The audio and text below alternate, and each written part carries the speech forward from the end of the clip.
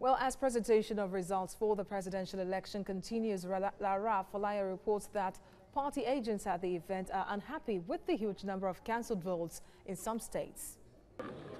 After the long wait, activities finally resume at the National Collation Center.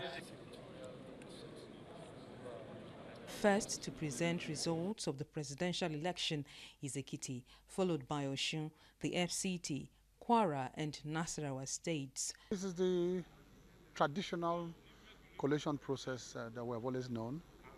The collation officers, state collation officers come in with the recs, results are announced, later they'll be entered, and at the end of the day, there'll be a tabulation of all the figures, and the winner will be announced, and the losers will know. I think the process is good. They started very well, and all the parameters that have been designed have been adhered to. The chairman, of course, who is the returning officer, was given his own conditions on how the process will be taken, and it's going on very well.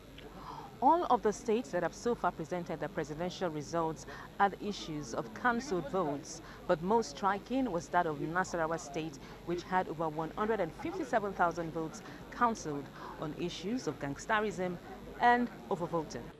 Kogi State also recorded lots of violence, which disrupted the polls in several local government areas.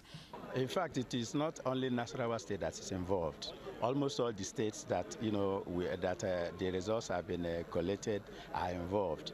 The total, the voting and accreditation takes place simultaneously, and then that implies that the total number of accredited voters should be equal to total number of votes cast. But in this case, we observe that, total number of votes cast is less than total number of accredited voters, which implies that there must be something that has affected the numbers, because all of them were less. The total number of votes cast are less than the total accredited voters, which means, where did those votes, those ballot papers go? We thought we had overcome this issue of overvoting. And INEC also assured that this time, if there will be any discrepancy at all, it will not be as a result of overvoting, because they have taken care of either multiple voting or anybody ever voting that is not accredited. And so if you are accredited and you are voted exactly as accredited, there wouldn't be any case of overvoting. But yes, there could be invalid votes as a result of wrong voting. So INEC has to go back to the drawing board, but the only thing I can say is that these situations are far in between, and they are not enough to cause very serious concern, but it means that something is yet to be done to get it right.